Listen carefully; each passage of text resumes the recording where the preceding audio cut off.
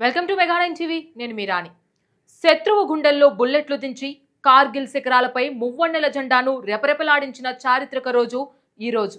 1999లో Pakistan army పన్నిన కుట్రను ఛేదించి భారత సైన్యం సాధించిన మహా విజయానికి గుర్తుగా జరుపుకునే కార్గిల్ విజయ్ దివాస్ వేడుకల్లో అణువణువునా దేశభక్తి వెల్లువెత్తింది.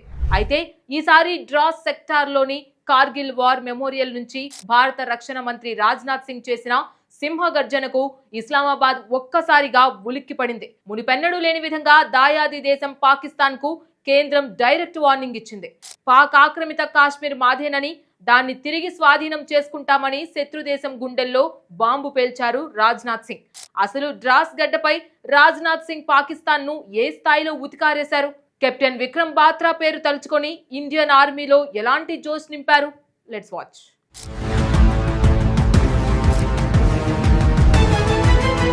కార్గిల్ విజయ్ దివాస్ సందర్భంగా అమరవీరులకు నివాళులర్పించిన రక్షణ శాఖ మంత్రి రాజ్నాథ్ సింగ్ పాకిస్తాన్ కు ఒక స్పష్టమైన కఠినమైన సందేశాన్ని పంపారు.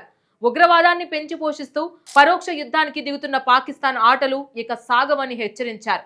పాక్ ఆక్రమిత కాశ్మీర్ చట్టబద్ధంగా చారిత్రకంగా భారతదేశంలో అంతర్భాగమేనని, దానిపై తమకు పూర్తి హక్కు ఉందని ఆయన కుండ బద్దలు కొట్టారు. పరిస్థితులు డిమాండ్ చేస్తే దేశ భద్రత కోసం ఎల్ఓసి రేఖను దాటేందుకు భారత సైన్యం ఏమాత్రం వెనుకాడబోదని రాజ్నాథ్ సింగ్ చేసిన వ్యాఖ్యలు పాక్ ఆర్మీ జనరల్స్ కు ముచ్చెమటలు పట్టిస్తున్నాయి. దాన్ని తిరిగి స్వాధీనం చేసుకుంటామంటూ ఆయన చేసిన ప్రకటన ఇస్లామాబాద్ ను డిఫెన్స్ లో పడేసింది.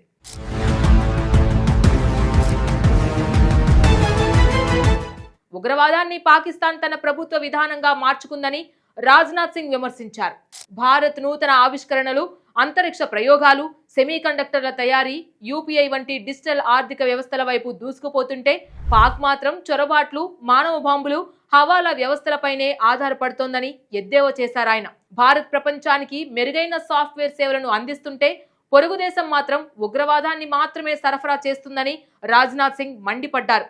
రక్షణ రంగంలో సాధించిన స్వావలంబనను రాజ్నాథ్ సింగ్ ఈ సందర్భంగా ప్రస్తావించారు. ఒకప్పుడు 65 నుంచి 70% రక్షణ పరికరాలను ఇతర దేశాల నుండి భారత్ దిగుమతి చేసుకునేదని, కానీ నేడు 65% పైగా రక్షణ రంగ పరికరాలను ఇక్కడే తయారు చేసుకుంటున్నామని తెలిపారు.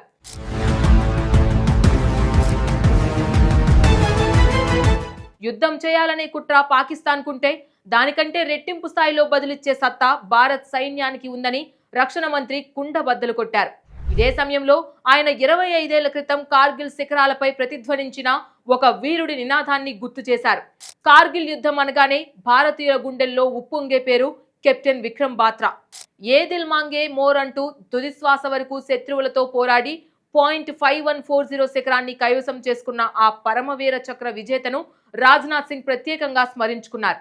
విక్రమ్ బాత్రా చూపించిన అసమాన ధైర్య సాహసాలు, దేశభక్తి నేటి తరానికి, ప్రతి సైనికుడికి ఒక ఇంధనం లాంటిదని ఆయన కొనియాడారు.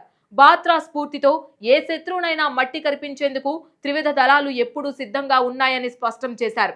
మంచుకొండల్లో రక్తం చిందించి ప్రాణత్యాగం చేసిన 527 మంది సైనికుల బలిదానాలు వృధాపోవని, వారి త్యాగాల పునాదుల మీదే నేటి నవభారతం సురక్షితంగా నిలబడిందని రాజ్నాథ్ సింగ్ ఉద్వేగభరితంగా ప్రసంగించారు.